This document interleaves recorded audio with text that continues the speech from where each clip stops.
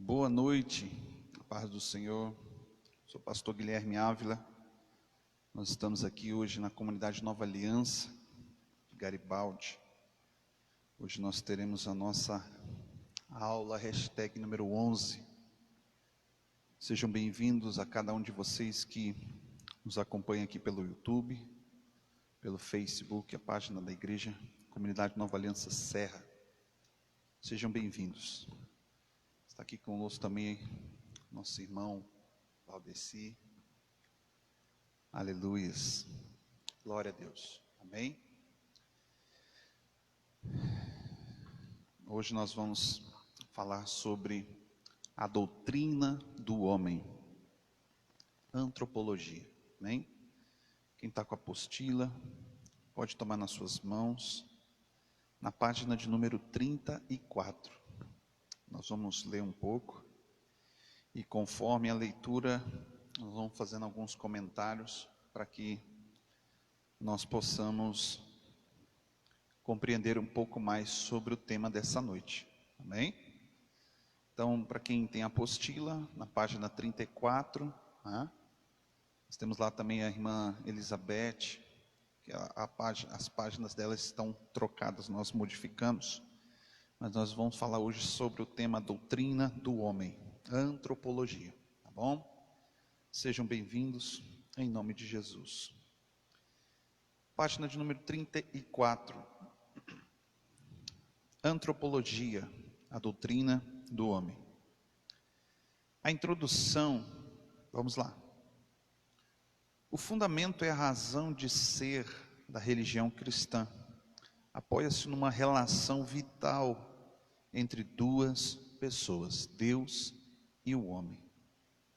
Portanto, para que a teologia seja fiel à sua proposição e significado, deve-se aprender não só o estudo da revelação de Deus, mas também do homem. Ou seja, nós vamos falar um pouco do intelecto do homem acerca da interpretação dos textos da Bíblia, das revelações. Existem coisas que nós não precisamos de revelação, mas por entendimento, são coisas naturais e nós compreendemos com razão, com lógica, ok? É necessário conhecermos o suficiente, o homem, para que não caiamos em erros irreparáveis. Um erro da nossa parte quanto à origem do propósito, da existência e o futuro do homem, dificultará a nossa compreensão do propósito de Deus para com a humanidade como um todo. Convém, pois, que conheçamos o homem na sua constituição e a sua posição dentro do propósito de Deus. Tudo quanto podemos conhecer sobre o homem e a sua natureza, nos servirá de estudo do seu relacionamento com Deus. Número 1, a origem da criação do homem.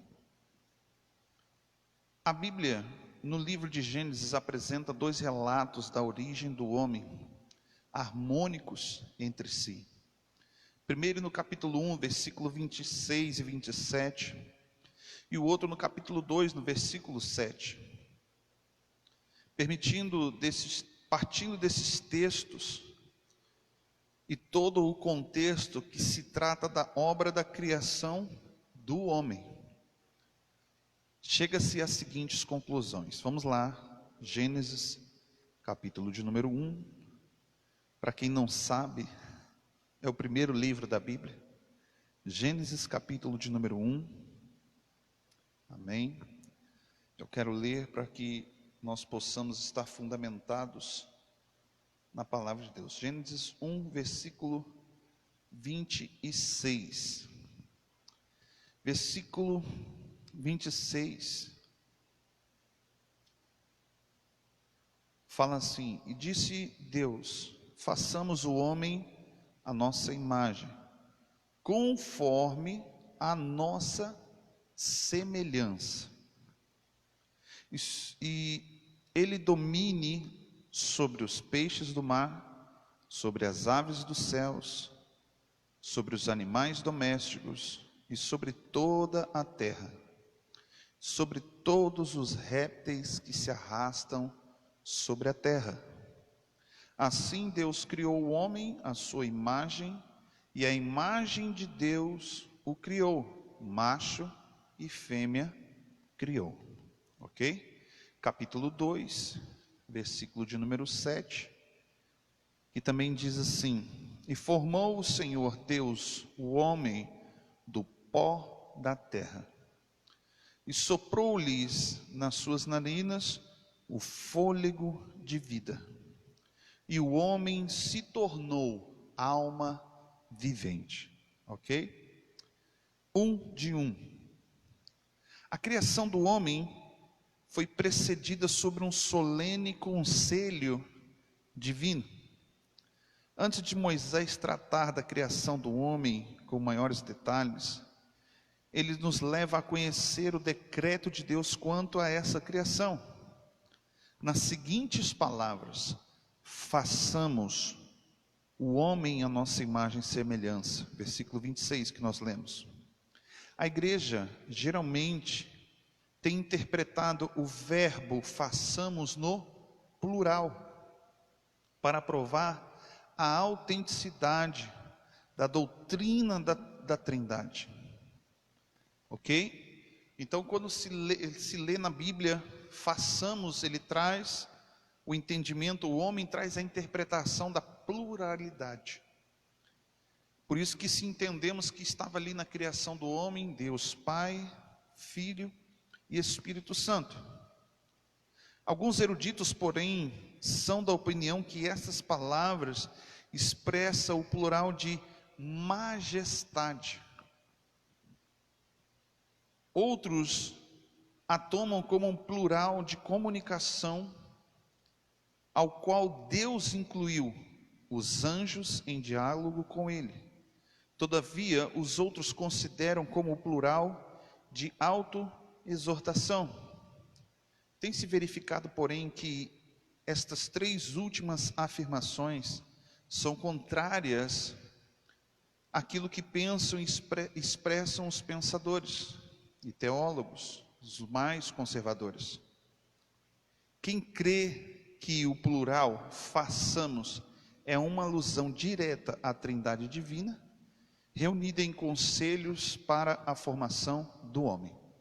Ou seja, existe uma divergência de entendimento sobre esse verbo chamado façamos, porque dá-se a entender, alguns homens entendem que não estava ali somente Deus Pai, Filho ou Espírito Santo, ou propriamente os anjos, como nós lemos aqui. Então, nós vamos para o 1:2, que fala assim: a criação do homem é um ato imediato de Deus. Algumas das expressões usadas no relato da criação do homem mostram que ela aconteceu de uma forma imediata, ao contrário do que aconteceu na criação dos demais seres. As coisas da criação em geral, por exemplo, vejam as expressões: e disse Deus, produza a terra a relva. Ou seja, o que o autor aqui está querendo dizer? Que quando Deus começou a criação, ele não olhou, ele quando ele criou todas as outras coisas, ele deu uma ordem, começou-se a criar e esperou-se um tempo. Mas quando ele criou o homem, foi algo imediato. Então, quando fala aqui, vamos ver a expressão: disse Deus, produza a terra relva e ervas que deem semente, e árvores frutíferas que deem frutos segundo as suas espécies, cuja semente esteja nele, sobre a terra. Gênesis 1:11. E disse também Deus: povoem as águas de enxames de seres viventes, e que voe a aves dos céus sobre a terra, sobre o firmamento dos céus. Gênesis 1:20. Então, comparando essas declarações com o seguinte que se segue: Deus criou, pois, o homem, versículo 27 de Gênesis 1. Significa que quando Deus deu uma ordem para que se criasse as ervas, as plantas, as árvores, para até que ela pudesse produzir fruto. Então não foi algo imediato. Então uma coisa foram resultado de outras. Mas em relação ao homem, não. O homem significa que Deus criou o homem, não foi de um ventre, não foi, o homem, um Adão, não nasceu criança como todos nós, mas ele já nasceu, ele foi criado de forma imediata, um homem adulto. Qualquer indício de mediação da obra da criação que se acha contida nas primeiras declarações referentes à criação das aves dos céus e dos seres marinhos independem da declaração da criação do homem. Isto é, Deus planejou a criação do homem e imediatamente levou ao efeito. Ok? 1:3. O homem foi criado segundo o tipo divino. Ok? A respeito aos demais seres vivos, tais como os peixes, e os seres e as bestas feras da terra e dos mares, lemos que Deus criou segundo cada um a sua espécie. Isto quer dizer que eles possuem formas tipicamente próprias das suas espécies. O homem não foi criado assim, e muito menos conforme o tipo de criaturas inferiores. Com esse respeito, ele disse: Deus, façamos o homem em nossa imagem, conforme nossas semelhanças. Gênesis 1:26. Assim, em todo o relato bíblico, o homem surge como um ser que recebeu de Deus cuidados especiais na sua criação. 1:4. Os elementos da natureza humana se distinguem. Gênesis 2, versículo 7, ao qual nós lemos antes, nós vemos distinção clara entre a origem do corpo e da alma. O corpo foi formado do pó da terra, é um material pré-existente. Mas na criação da alma, no entanto, não foi necessário o uso de material pré-existente, mas sim uma nova substância, ou seja, de algo que ainda não existia. Isto quer dizer que a alma do homem foi uma nova criação de Deus. E a Bíblia diz que o Senhor soprou nas narinas do homem o fôlego de vida, e o homem passou a ser alma vivente. Gênesis 2, versículo 7. Outras passagens das Escrituras que falam da dupla natureza do homem são Eclesiastes 2, versículo 7, Mateus 10, versículo 28, Lucas 8, versículo 55, 2 Coríntios, capítulo 5, do 1 ao 8, Filipenses 1, versículo 22 a 24, e Hebreus 12, versículo 9.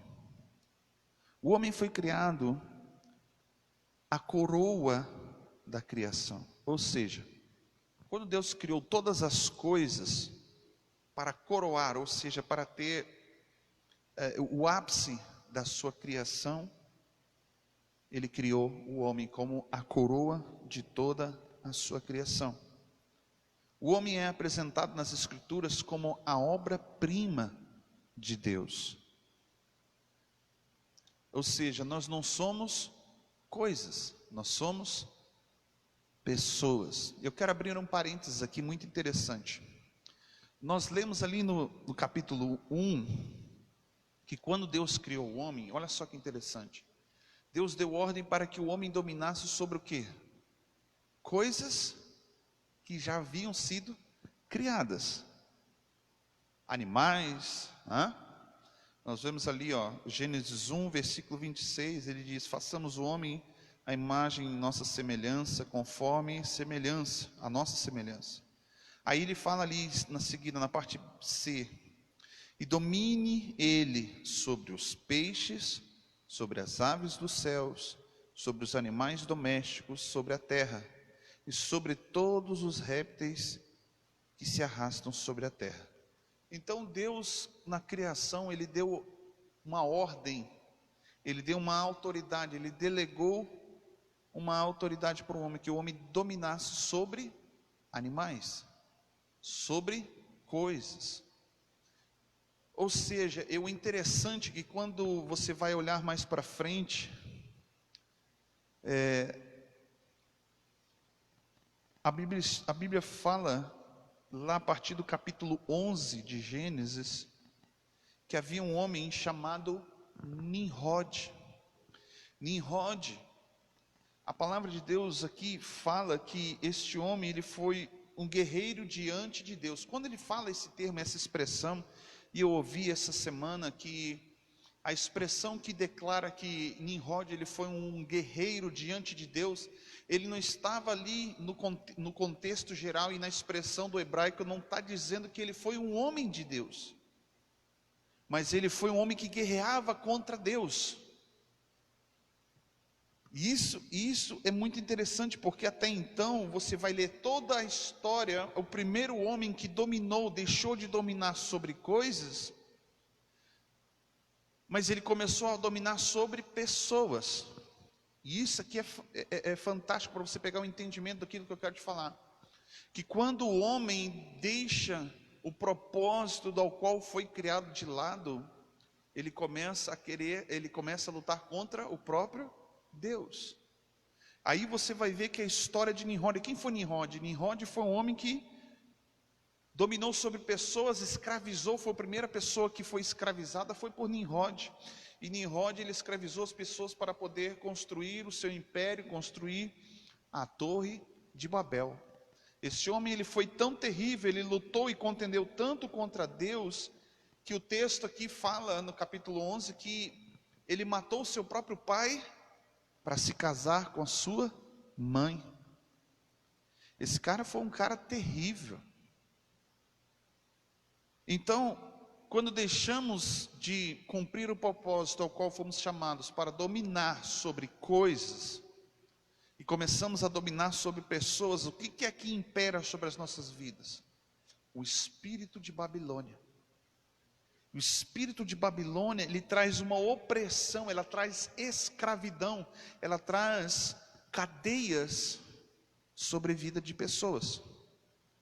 Então, você observa que quando se foge do propósito, o homem pecou, foi destituído da glória, se tornou uma pessoa que, a partir do momento que ele foi retirado do Éden, ele se tornou uma pessoa que ia ter que pagar por todas as suas consequências de escolhas erradas e boas.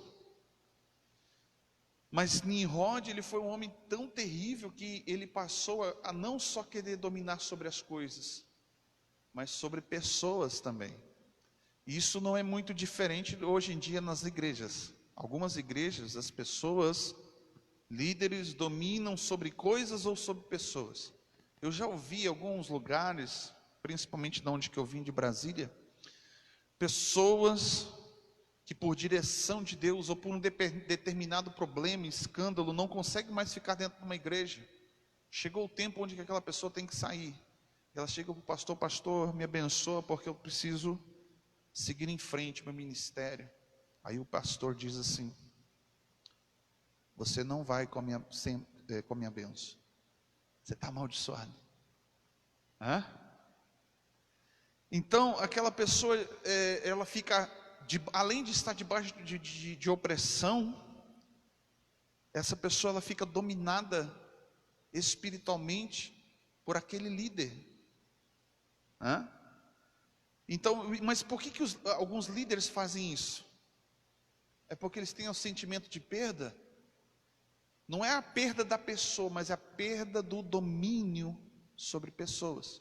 Então, eu quero falar com todas as palavras aqui nessa noite para você, que se você está num lugar e você tem um líder que trabalha e tem esse tipo de atitude, querido, ore em primeiro lugar. Mas entenda que a Bíblia também fala que nós não devemos lutar contra a carne nem contra sangue, mas contra principados e potestades e dominadores. Estes dominadores são demônios que dominam pessoas. Porque demônios não dominam sobre coisas somente, eles querem dominar pessoas, territórios. E então, quando você ora para que seja repreendida esta ação sobre a tua vida e sobre o teu líder, para que você esteja livre. Então, onde houver possessão sobre pessoas, está atuando um espírito babilônico, onde que se domina sobre pessoas e não coisas, ok? Vamos continuar lendo. Nós estamos falando do tópico 1.5, né? Da coroa da criação de Deus. E o interessante é que quando Deus criou o homem, Ele não dominou sobre o homem, mas Ele deu liberdade, Ele deixou que o homem escolhesse o que fazer. Ele deu conselhos, Ele também deu algumas ordens, mas Ele não interferiu em nenhum momento na escolha que o homem fez, né? Nós vamos ver que quando Ele fala na criação, Ele deu uma ordem para o Adão, o quê? Domine sobre os animais que rastejam, sobre os mares, as aves, né? E Ele deu ordem para que o homem tivesse domínio sobre essas coisas, mas que Deus não interferia da forma.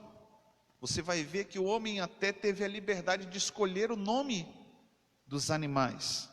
Deus não interferiu, Ele não chegou lá e disse assim: Adão, que nome desse bicho aí listrado aí?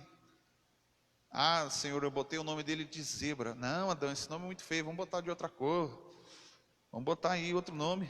Ele não interferiu dessa maneira. Mas nós observamos que Deus, quando Ele criou o homem como a coroa da sua obra-prima, Ele deu liberdade para o homem de escolher. Há alguns teólogos, algumas igrejas, algumas pessoas entendem que a partir dali, deste momento da criação do homem, eles subentende-se que Deus deu para o homem o que? O livre arbítrio. Subentende-se que ali, naquele momento, o homem teve a escolha de fazer do jeito que ele queria, a partir de um livre-arbítrio que supostamente Deus haveria dado. Agora, não significa aqui, segundo o texto, que Deus deu isso para o homem. Primeiro, porque não está escrito na Bíblia. Em nenhum momento na Bíblia você vai achar que Deus deu para o homem o livre-arbítrio. Não é porque Deus não interfere nas nossas escolhas, dizendo assim: não, você não vai fazer isso. Sabe quando você vê seu filho querendo fazer uma coisa, você vai lá e fala assim: não, você não vai fazer? Deus, Ele não faz isso. Porém, o Espírito Santo, Ele traz convencimento do pecado, do juízo e da justiça. Também você vai ver alguns momentos aqui, propriamente no livro de Gênesis, livro de Êxodo, perdão, quando Deus fala para Moisés assim: Moisés, diga para o meu povo que eu boto na minha mão esquerda a bênção e na direita a maldição. Ao contrário, à esquerda a maldição e na direita a bênção. Aí ele dá um conselho: diga para o povo, porém, que escolham a bênção. Ou seja, quando se fala de imposição, nem o próprio Deus se impõe a respeito da sua própria criação. Entende? Porque Deus, na verdade, Ele não criou o homem para ser um escravo. Se nós entendemos que somos a coroa da sua criação, nós não fomos criados para sermos escravos. Tudo bem que você olha e pensa lá: poxa, Deus criou o homem, mas como que o homem não era escravo? Deus deu ordem para que ele cuidasse, cultivasse o jardim. Mas pare e pense comigo uma coisa: quando Deus colocou o homem no jardim, o jardim já estava tudo pronto. Ele só teve que cultivar. Ele só teve que cultivar. E aí o interessante é que você começa a entender que quando ele foi destituído daquele lugar de primícias, do lugar dos prazeres de Deus, que significa Éden, ele foi lançado fora do jardim. Ali aí sim Deus deu uma ordem como castigo. Ele deu uma sentença dizendo: agora você vai ter que trabalhar para colher. O homem, quando foi inserido no jardim, já estava tudo pronto, ele só cultivava. Ele colhia, replantava, colhia e replantava. Ele não teve que plantar. Ou seja, também se subentende que tudo que nós temos, tudo que nós somos ou que viermos a ser, provém de Deus. Eu não posso dizer que eu tenho um carro porque eu trabalhei, conquistei.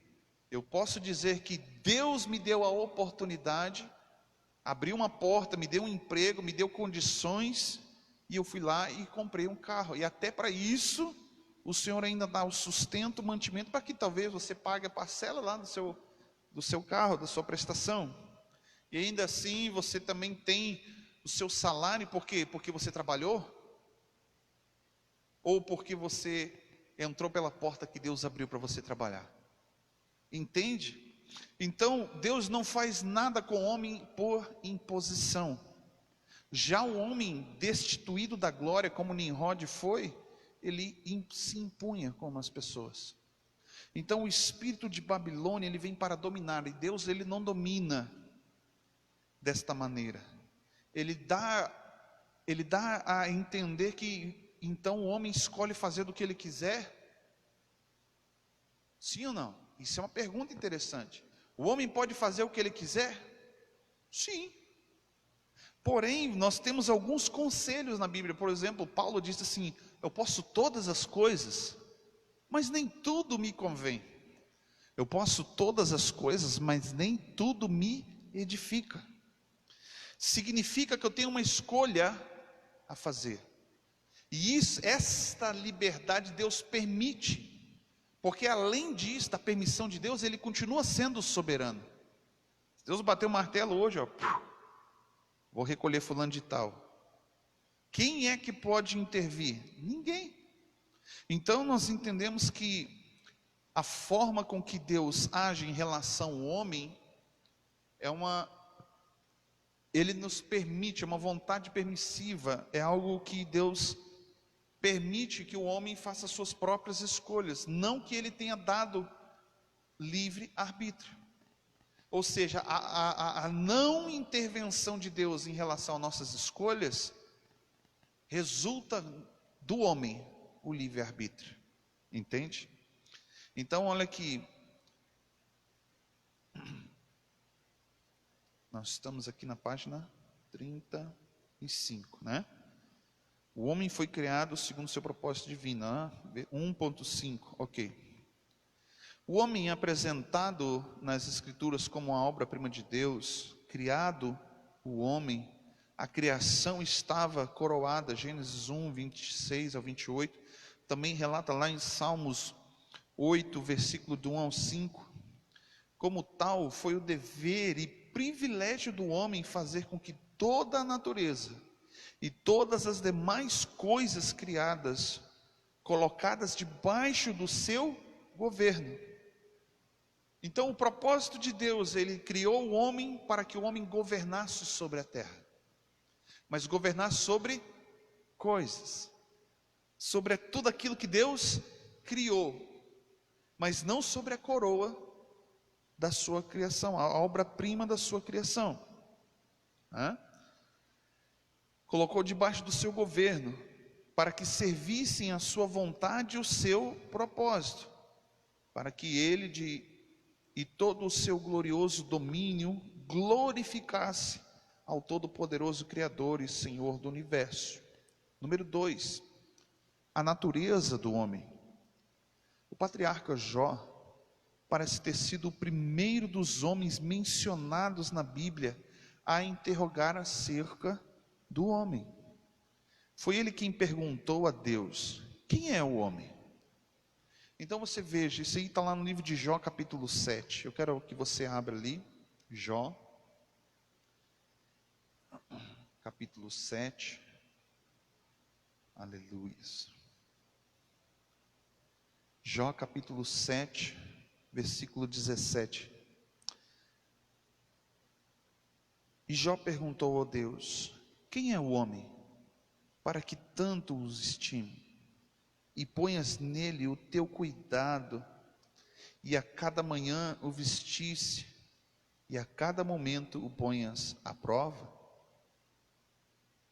Então veja só, a primeira pessoa na Bíblia, que foi mencionada na Bíblia, a perguntar a Deus acerca do próprio homem, para que ele pudesse se entender a si mesmo, foi o Jó. E ele pergunta ali: quem é o homem? Depois desta vez, depois foi a vez do salmista indagar, lá em Salmos 8, como nós mencionamos antes, Salmos 8, versículo de número 4, ele diz: quem é o homem para que dele te lembres? Ou seja, Jó estava questionando a Deus, por que Deus se importava com o homem? Por que Deus se importava com ele? Então muitas vezes as pessoas não têm esse conhecimento, esse fato, mas existe uma pergunta, e essa pergunta ela só é respondida quando nós passamos a conhecer Deus, porque nós não sabemos quem somos até o momento de sabermos quem é Deus. Então aqui está falando de quê? De identidade, certo? Então a doutrina do homem, a antropologia, ela está falando de qual é a identidade do homem.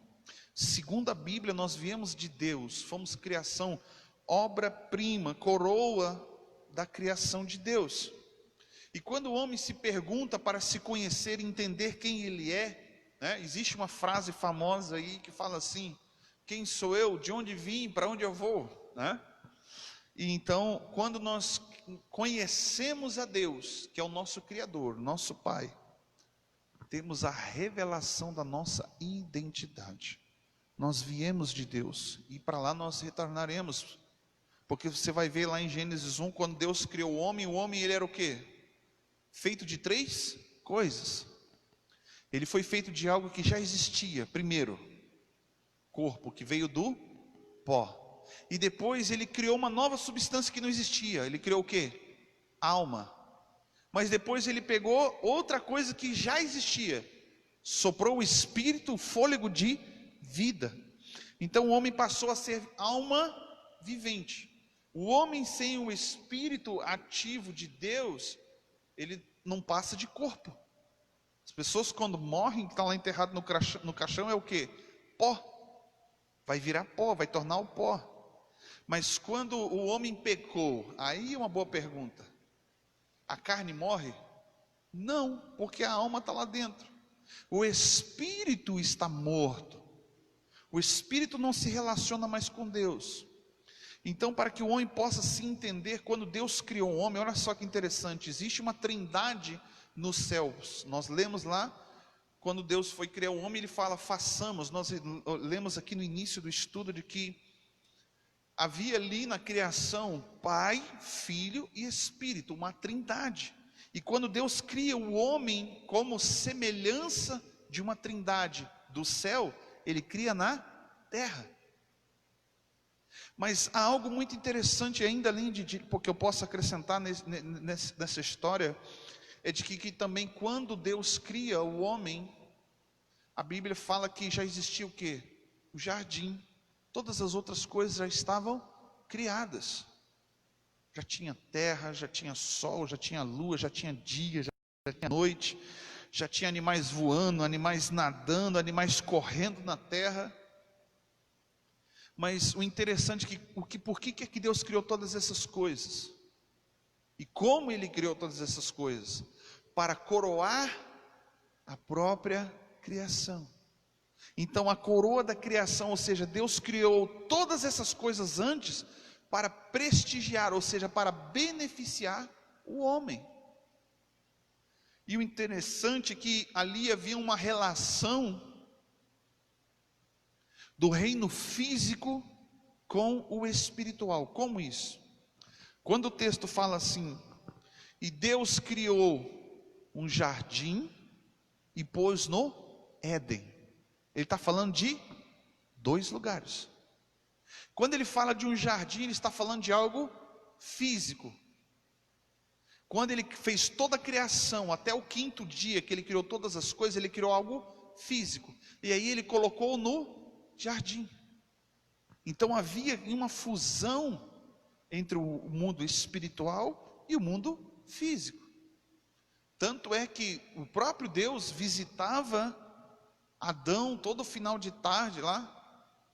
Uma vez eu falei sobre isso, eu falava que todo finalzinho da tarde Deus vinha para tomar um chazinho das 5. Pergunta para Adão: e aí, Adão, qual foi o nome de bicho que você colocou hoje aí? O que você andou fazendo? Então você vai ver que havia uma fusão. Jardim físico, Éden, que é lugar de delícias, é algo espiritual. Então Deus juntou uma coisa com a outra e colocou o homem no centro para governar o mundo físico, as coisas da criação. Quando houve o pecado, o que aconteceu? O jardim saiu do Éden? Não. O que Deus fez? Tirou o homem do jardim, selou aquele lugar físico que está guardado no espiritual com 4 anjos. Então nós vemos que quando o homem saiu do jardim, que passou a ter que trabalhar, a ter que plantar, e não só cultivar, e não só colher, mas ele teve que plantar, por causa do pecado. E por causa do pecado, o homem foi destituído da glória. Romanos 12 fala isso. Todos pecamos, e destituídos da glória nós estamos. Então, quando o homem saiu do Éden, saiu do jardim, ele não deixou de ser um ser espiritual, porém, ele se tornou a ser um morto espiritualmente. Ele passou a ter o seu espírito morto, porque a comunhão, o relacionamento, diz Paulo, com Deus, que é no espírito. João também fala sobre isso, que Deus é espírito, e que importa, João 4, 23 até o 26, fala que importa que os verdadeiros adoradores adorem ao Pai em espírito e em verdade. A nossa comunhão com Deus, ela é em espírito. Então o que acontece? O homem, quando saiu da glória, ele deixou de estar no lugar mais privilegiado da terra, no lugar de delícias, no lugar dos prazeres de Deus, no Éden. E quando o homem sai dali, ele foi para a terra, e a terra tinha que ser cultivada, tinha que ser trabalhada, até que chega ali Gênesis 11, Gênesis 11, um homem chamado Nimrod, com toda a audácia, guerreiro que lutava diante de Deus, ou seja, contra o próprio Deus. Ele falou que ele colocou no seu coração que ele queria ser o maior de toda a terra. E aí, sabe o que acontece? Quando você olha para isso e vê que as pessoas estão vivendo num só propósito, de acordo com algo que é incomum para todos. Vamos falar propriamente o que a própria Bíblia diz. Eles falavam uma só linguagem. E como ele falava uma só linguagem, esse povo se tornou poderoso na terra. Por isso que Nimrod se tornou poderoso. Ele escravizava as pessoas, dominava sobre ela, controlava todas elas, e eles se tornaram poderosos. E Deus olha para a terra e diz assim: não foi isso que eu quis fazer. Não é para isso que eu criei o homem, vamos espalhar. E aí Deus começou a confundir as línguas, ok? A natureza do homem. O patriarca Jó parece ter sido o primeiro homem. Nós lemos isso aqui. Vamos lá. Segunda estrofe lá, terceira estrofe. Se quisermos conhecer o homem, temos que ir além do que ensina a filosofia e as demais ciências humanas. Temos que tomar posse das Escrituras, pois só elas representam satisfatoriamente toda e qualquer indagação quanto ao passado, ao presente e ao futuro do homem. Eu vou abrir outro parênteses aqui. Efésios 1, a Bíblia diz que Deus nos elegeu nele, antes da fundação do mundo. E Ele já Ele já nos amou, Ele já nos abençoou. Então veja só, falar um pouco aqui, porque o homem, quando nós lemos aqui, que toda a indagação do homem, ela se torna do passado, do presente e do futuro. Isso significa que o homem, ele está inserido no tempo. Tudo que é físico, tudo que é material, passa pelo crivo, pela lei do tempo. E o homem em si também está preso a essa lei temporal. Ele nasceu, cresceu e um dia ele vai morrer. Então o homem, ele teve um passado, ele vive o presente, mas ele também vai ter um futuro. Porém, Deus não é assim. Deus não nasceu, Ele sempre existiu e nunca irá morrer. Isso significa que Deus não está preso ao tempo. Por isso que Ele fala, eu sou mesmo ontem, sou mesmo hoje.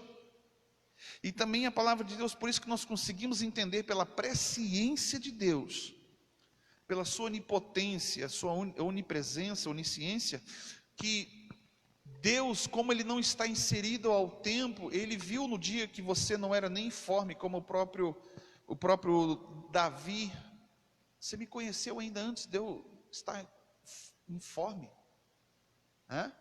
O próprio Paulo dizendo assim, desde antes da fundação do mundo, né? Então significa que na última aula que você estava lá na prova, nós tivemos um debate bem interessante sobre a presciência de Deus. Deus nos conheceu, nós estamos hoje inseridos dentro do tempo e nós estamos vivendo o presente, que é o hoje. Porém, o amanhã, como a gente fala, só Deus é que sabe. Por que é só Ele que sabe? Por causa do seu poder de onisciência, ok? 2 de 1, o espírito do homem. Em geral, os escritores bíblicos, especialmente os do Antigo Testamento, não se preocuparam em distinguir o espírito da alma ou vice-versa. Significa que eles pensavam que o homem tinha só corpo e espírito, ou o corpo, ou só alma, ou nem pensava em nada, porque talvez isso para eles não importasse muito, mas com certeza alguém deveria saber, principalmente as pessoas que seguiam a Deus, saberiam que o homem tem um espírito, que ele tem alma, né? A distinção entre o espírito e a alma é decorrente da revelação progressiva de Deus no Novo Testamento. Por esta razão, hoje sabemos, por exemplo, que, letra A, Deus é o Criador do espírito humano e o fez de forma individual. Ele habita na parte interior da natureza do homem e é capaz de renovação e de desenvolvimento. O Espírito é a sede da imagem de Deus no homem, uma imagem perdida com a queda, mas que pode ser reestabelecida por Jesus. 1 Coríntios capítulo 15, versículo 49, vamos ler aqui, 1 Coríntios capítulo 15, aleluias, minha Bíblia está pedindo arrego, Jesus, eu gosto tanto dela. 1 Coríntios capítulo 15, versículo 49, fala assim: e assim como trouxemos a imagem, assim também traremos a imagem do celestial. Segundo os Coríntios 3, também, vamos lá, segundo 3, versículo 18, mas todos nós com o rosto descoberto, refletimos a glória do Senhor, transformados de glória em glória, mesma imagem pelo Espírito do Senhor. Isso significa que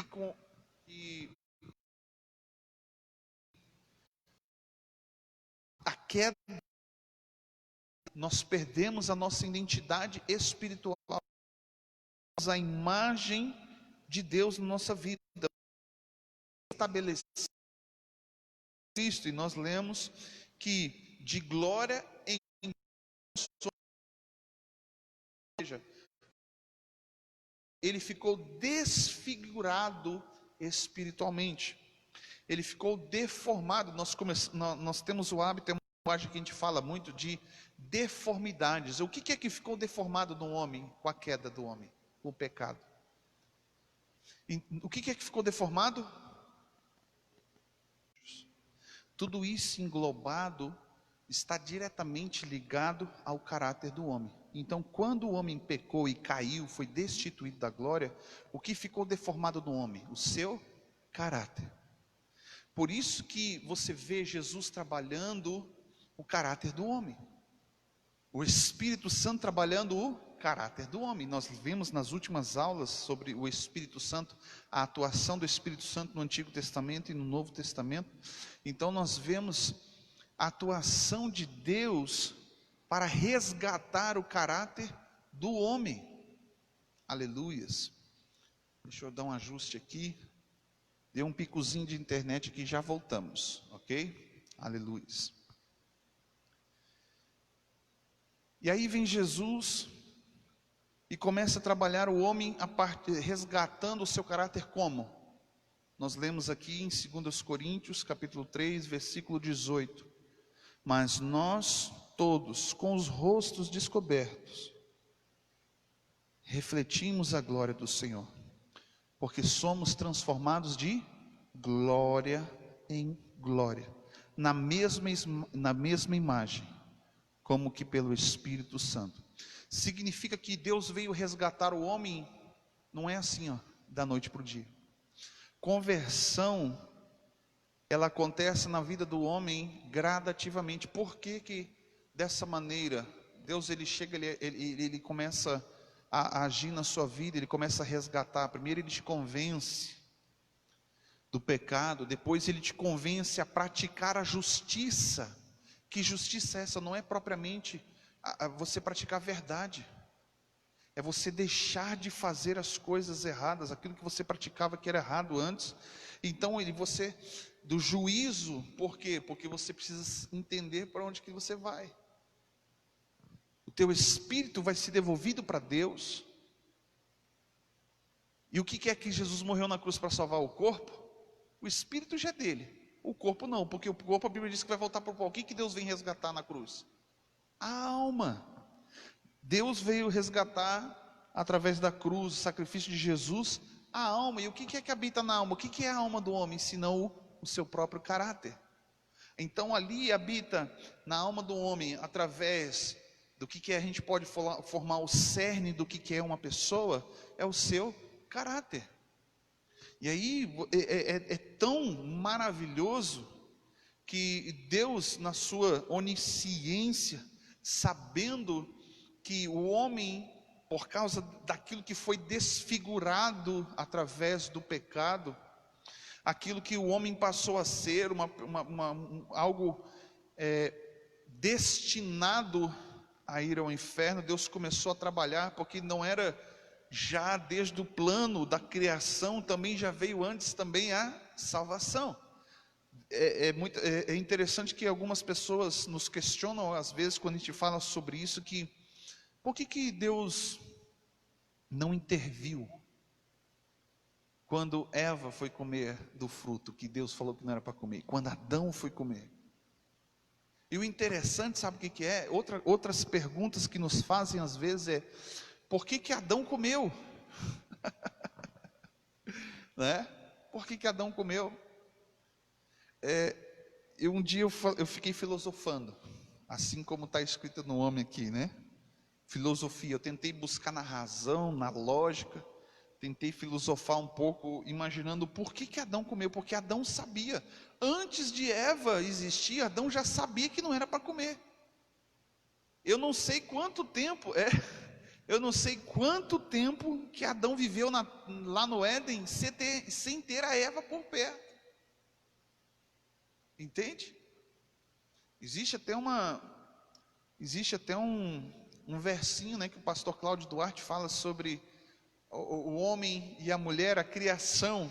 Depois que Deus fez Eva, ficou muito bicho sem nome. Mas eu fiquei um dia filosofando, por que Adão comeu? Eu olhava para mim e falava, que burro, cara, pelo amor de Deus.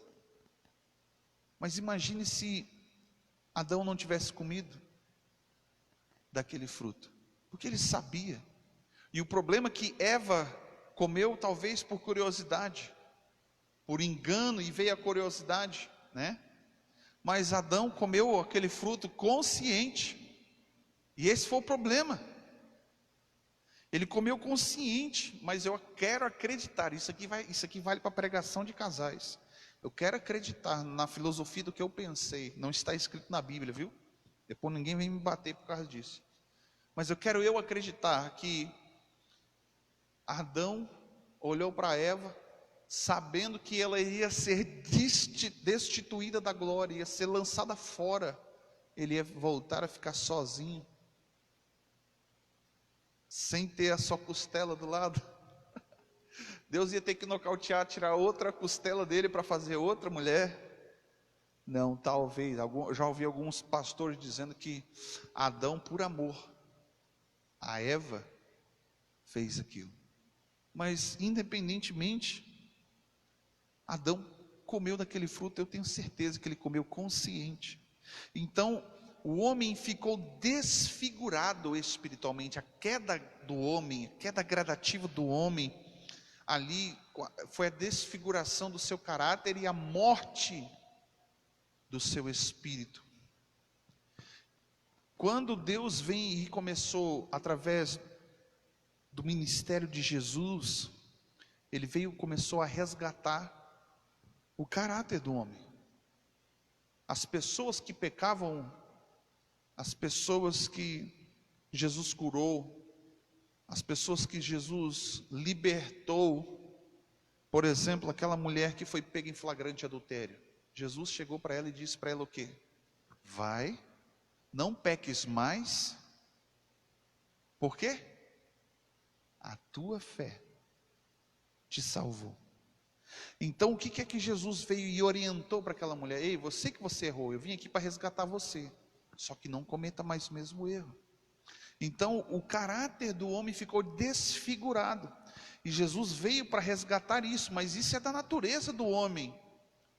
Há um texto interessante no livro de Isaías, não me recordo o capítulo, mas tem um texto lá que fala assim no livro de Isaías, que a humanidade tem a tendência de se desviar de Deus, fugir de Deus.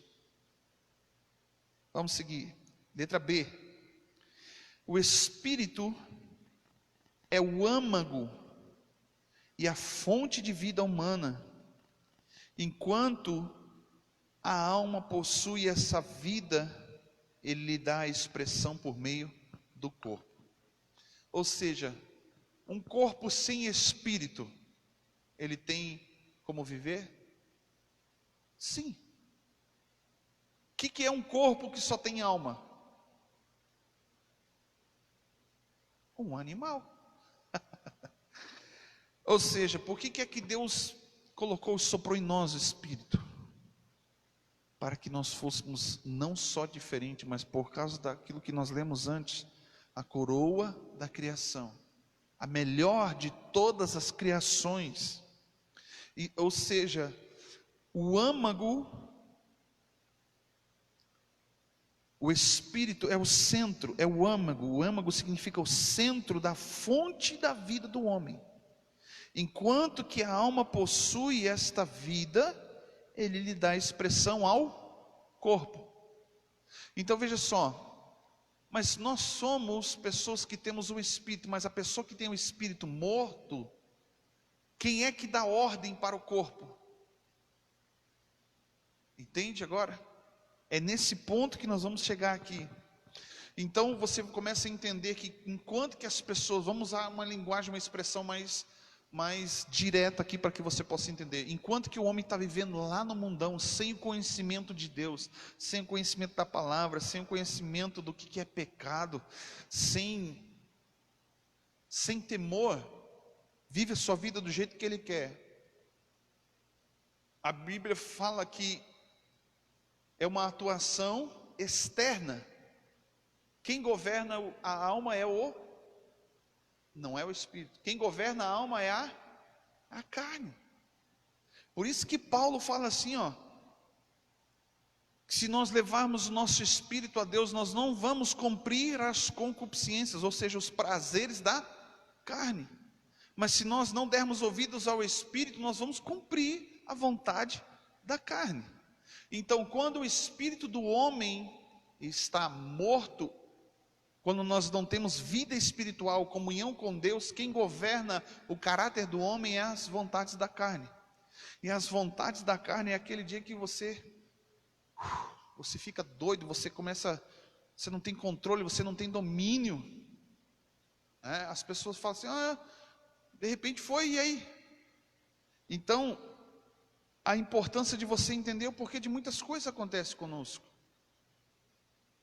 Porque se você não tem vida espiritual, a tua carne te domina. E o problema é que quem atua na carne, nós vemos nas últimas aulas sobre o Espírito Santo.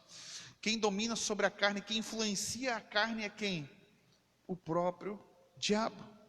Satanás, por influência, por vontades, ele vem e ataca de fora para dentro. Nós estudamos nas últimas aulas. Então, o homem sem vida espiritual diante de Deus, quem governa é a carne, as vontades da carne, os prazeres da carne, Lá no livro de Apocalipse, capítulo 22, é bem claro que adúlteros ficarão de fora, assassinos ficarão de fora, mentirosos ficarão de fora. Aí você vai ver que, por quê? Porque essas pessoas foram dominadas pela carne, que atingiram e destruíram e deformaram o caráter e acabou matando o espírito. Então, imagine que nós temos a nossa esquerda, vamos dar um exemplo aqui, bem prático, é rápido. A minha esquerda eu tenho o espírito, e a minha direita, vamos fazer o contrário, a direita eu tenho Deus, e a esquerda eu tenho a carne. E eu que sou no meio aqui, eu sou a alma. Quando eu alimento o meu espírito, que eu oro, que eu falo, que eu tenho relacionamento, que eu vou à igreja, que eu jejuo, que eu leio a Bíblia, ou que eu me volto para as coisas espirituais, para as coisas de Deus, eu não consigo olhar para as vontades da carne, porque está dominando a minha alma, está alimentando a minha alma, é o espírito. E quando eu deixo de ouvir o espírito e eu começo a ouvir a influência da carne, eu sou dominado e eu viro as costas para o espírito. Quem fala mais alto são as vontades da minha carne. E aí vem o que Paulo falou.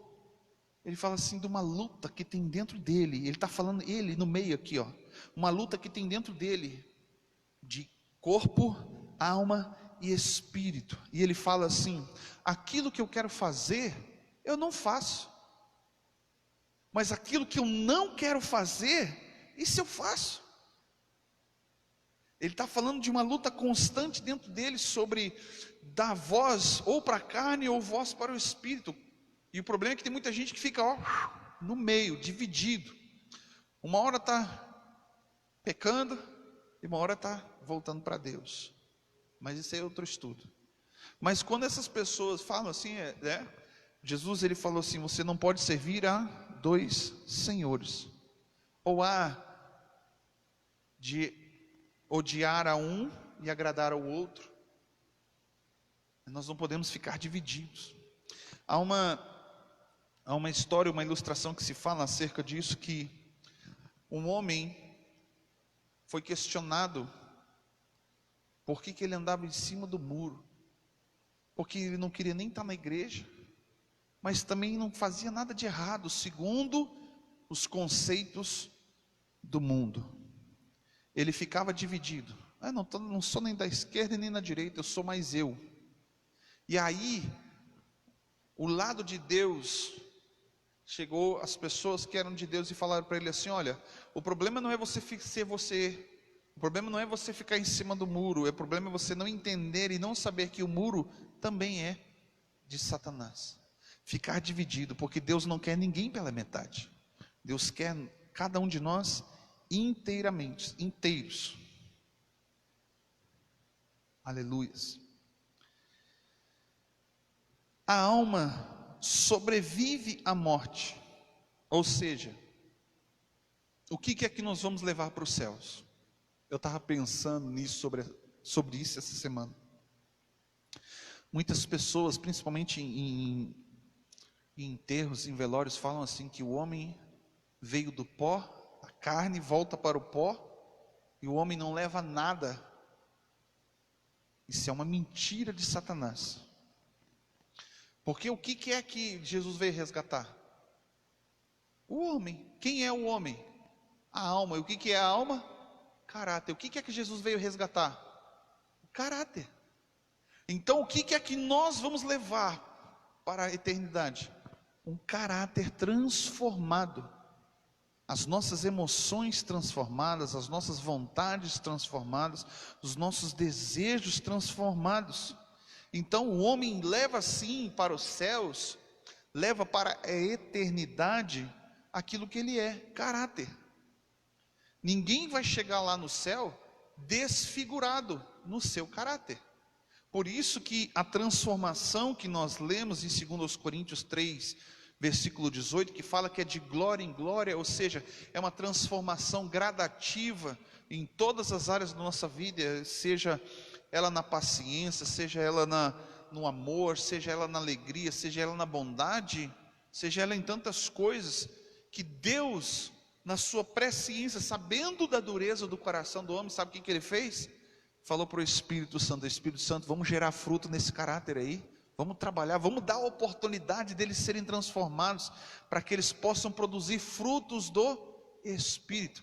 Então a melhor forma com que Deus, preste bem atenção você que está me ouvindo agora, a melhor forma, isso aí você pode anotar, a melhor forma com que Deus trabalha na vida do homem, gradativamente, é através de frutos do Espírito. É a melhor forma que Deus veio para lapidar e quebrar um coração duro, é frutos do Espírito. E como é que Deus faz isso? Nos dando a oportunidade de gerarmos esses frutos. Você já plantou uma árvore frutífera? Quando você planta uma árvore frutífera, você espera um determinado tempo. Você veja só lá na criação, quando Deus falou que tem que ter as árvores frutíferas, segundo as suas espécies, segundo os seus frutos. A primeira árvore teve que nascer. Ela não nasceu e apareceu como Adão, já gerando frutos. Não, ela precisou passar um tempo, uma estação, para que ela começasse a dar frutos, e assim consecutivamente.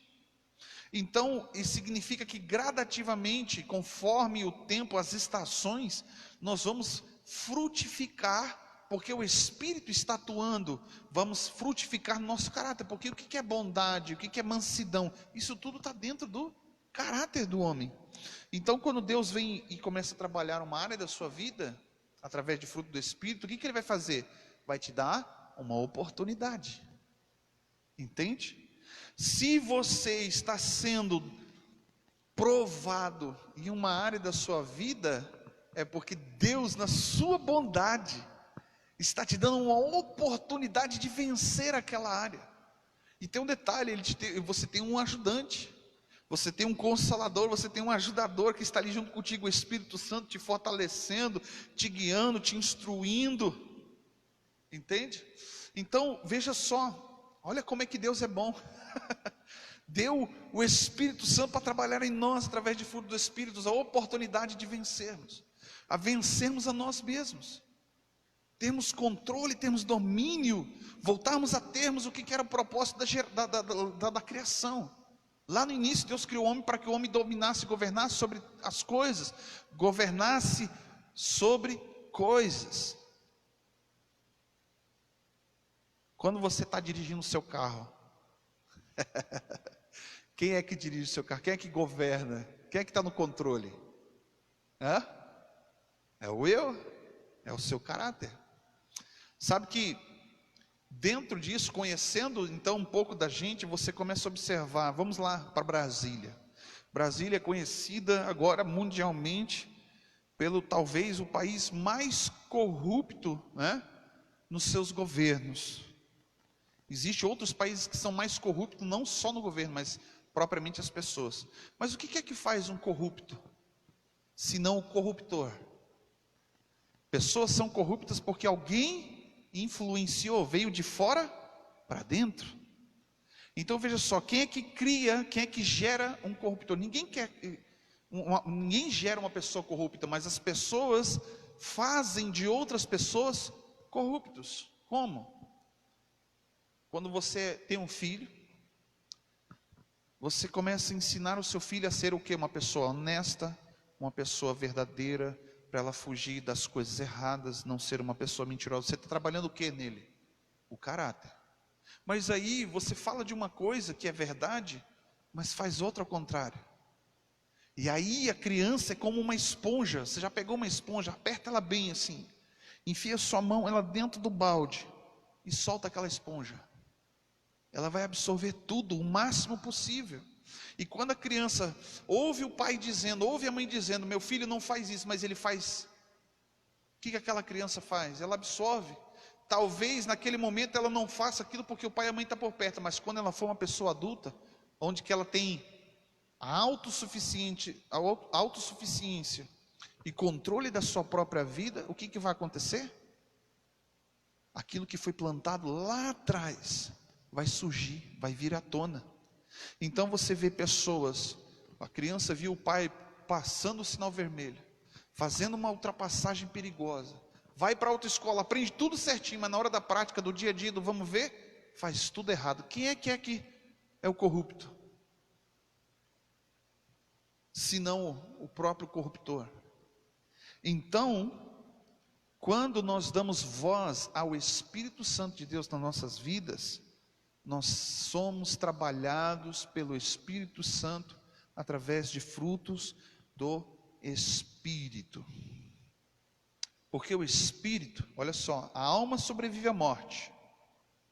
E porque o Espírito adota de capacidade, por isso a alma e o Espírito são inseparáveis. Como que é isso? Como que é isso? Quando eu e você, ou qualquer outra pessoa morre, o que acontece com o Espírito? A Bíblia diz que volta o Espírito para quem o deu. Mas aí a tua alma, ela é transformada. Porque a alma é uma substância. Se é uma substância, logo ela é o quê? Ela existe. Então ela é física. Preste bem atenção nisso. Eu não sou professor de física, nem de química, e nem de filosofia. Muito menos professor de alguma coisa. Mas preste bem atenção. Se a alma é uma substância, ela existe. Ou seja, ela é palpável. O que é que faz a tua alma? O que é que dá vontade? O que é que são as suas emoções? Senão os seus nervos sensores do seu corpo, do seu organismo, tudo. Mas quem é que controla? Se você tem o teu espírito vivo com Deus, você vai fazer as coisas certas. Mas se você não tem o seu espírito ativo e vivo diante de Deus, quem vai dominar é a vontade da carne, são as influências externas. Mas o espírito e a alma são inseparáveis. Mas quando o homem morre, o espírito volta para Deus, que Deus deu. Agora, a alma deixa de ser físico e ela é transformada em espírito. Por isso que a Bíblia fala que o nosso corpo será glorificado, transformado. Nós teremos uma aparência. Nós teremos uma aparência. Queira eu chegar lá no céu e ter a minha aparência de novinho, viu? Aleluia. Mas aí pensa só, quando Jesus voltar, o que vai acontecer com o teu espírito? Hã? É boa pergunta, né? Essa aqui eu vou deixar para você. Essa é a pergunta que vocês vão estudar quando você for estudar essa semana sobre esse tema. O que acontece com o teu espírito quando Jesus voltar e buscar a igreja? Porque afinal de contas você vai viver o milênio, você vai viver a eternidade. O que aconteceu com o teu espírito? Porque você vai voltar para o mundo do físico. Essa é uma boa pergunta, tá? Eu vou elaborar essa pergunta direitinho, vou colocar lá no grupo lá do WhatsApp. E você que está assistindo depois quiser, se tem algum teólogo que queira também responder, nos ajudar os irmãos aqui, vou deixar essa pergunta para o pastor Claudemir também.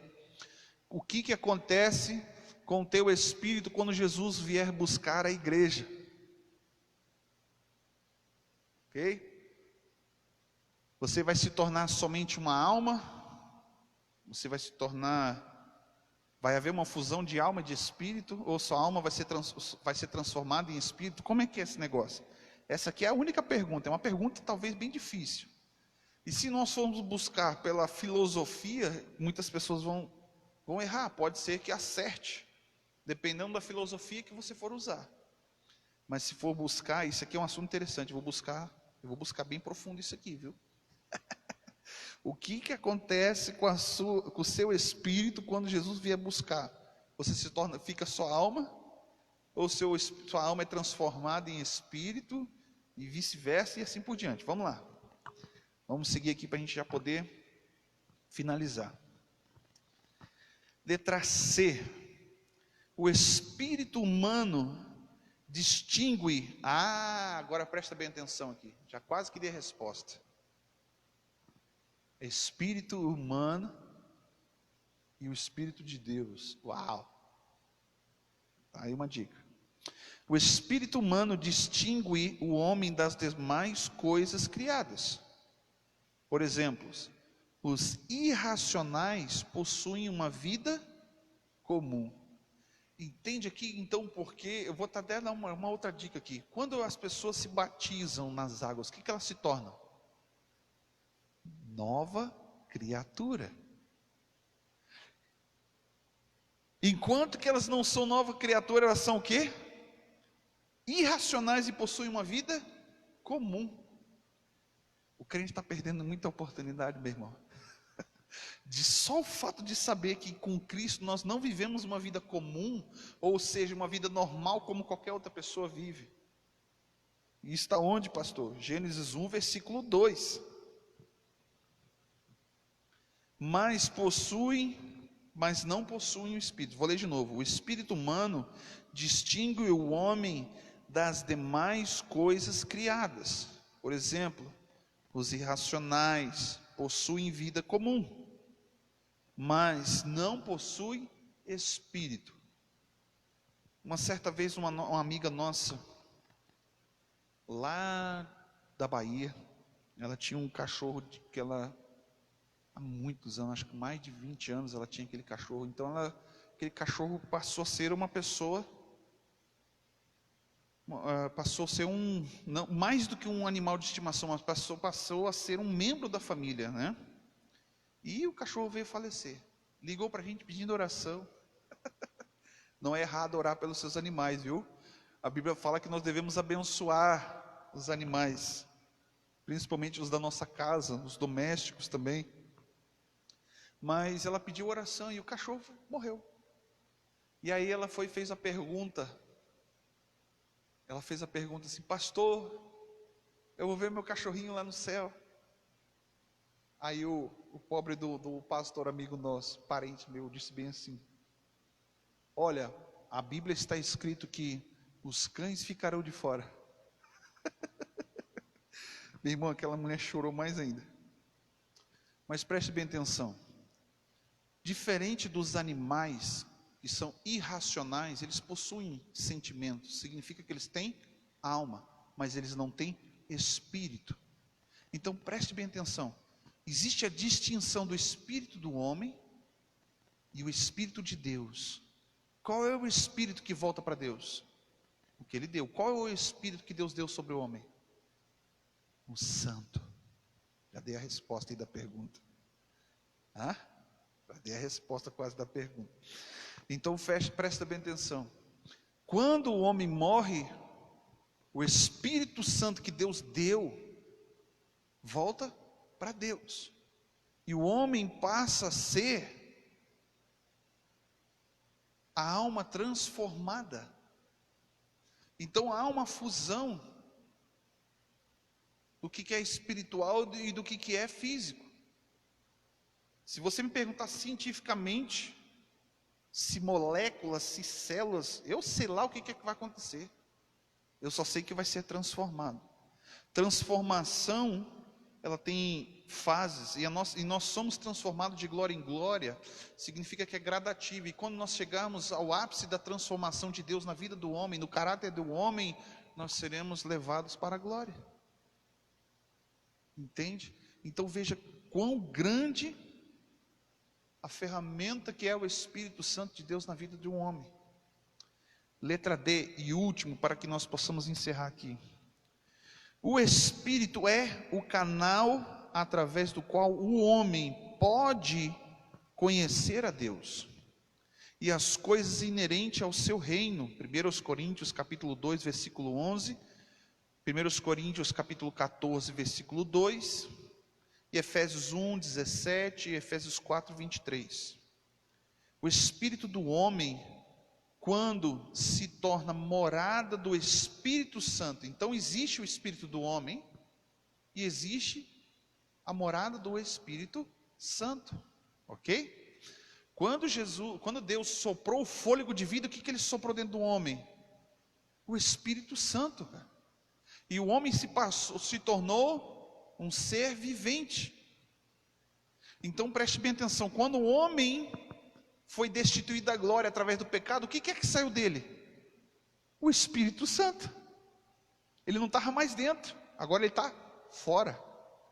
Então presta bem atenção, quando nós estamos vivendo na terra, quando nascemos, crescemos, reproduzimos sem consciência de Deus, o homem tem espírito? Sim, mas ele está morto, porque o homem só tem vida espiritual ativa, vivo, quando o Espírito Santo de Deus está atuando de dentro para fora.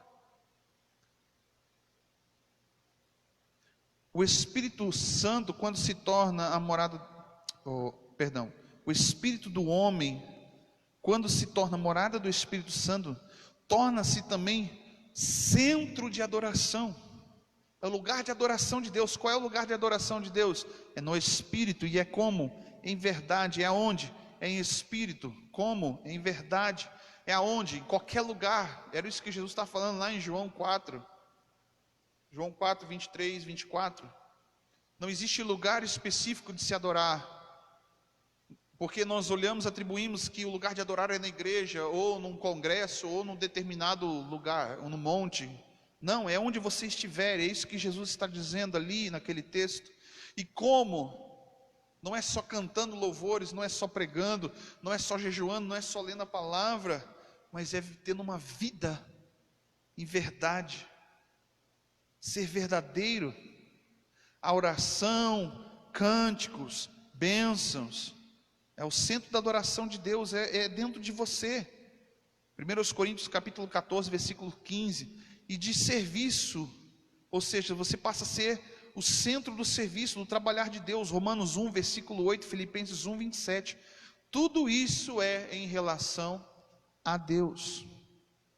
Amém? Nós vamos terminar por aqui, nós vamos dar sequência na próxima aula, na semana que vem. Nós paramos na página 36, vamos seguir semana que vem no tópico 2.2 em diante. Então, para você que é aluno, que está acompanhando aí pelo YouTube, pelo Facebook, você pode ler da página 36 até a página 40. É bastante coisa, pastor? É. Mas nós precisamos ler um pouco, aprender um pouco mais, ok? Ou seja, vamos só para encerrar, que o espírito que é carnal, que através do homem pode conhecer a Deus e as coisas inerentes ao reino, significa que é uma ferramenta ou um meio de comunicação com Deus, quando você tem o seu espírito ativo diante de Deus. Amém? Aleluias. Meus queridos, muito obrigado por estarem conosco aqui. Eu não me programei para ficar 1h30, eu me programei para ficar no máximo 1 hora. Mas se a gente começa a falar das coisas de Deus, e a palavra vem vindo aqui, é só um estudo, não é uma pregação, tá bom? Eu quero te agradecer por estar conosco. Então, se você quiser compartilhar, então, ou se você tem alguma dúvida, deixe as suas perguntas, escreva aí nos comentários aí, tanto no YouTube como no Facebook, e na medida do possível, nós vamos estar respondendo, né? E aquilo que nós não sabemos, vamos procurar saber. Não somos detentores nem conhecedores de tudo, mas nós vamos buscar saber, tá bom? Você que é aluno, também pode mandar para mim inbox, né, no privado do meu WhatsApp. Pastor, eu não entendi isso, não entendi aquilo, você falou bastante coisa, né? E se eu quero também instigar você que assistiu, se você quiser deixar no comentário, uau, eu aprendi isso hoje aqui que eu não conhecia, isso acrescentou muito na minha vida. Isso é bom, querido, também para nos incentivar a estar continuando a estar estudando a palavra de Deus. E não só por causa de incentivo, né?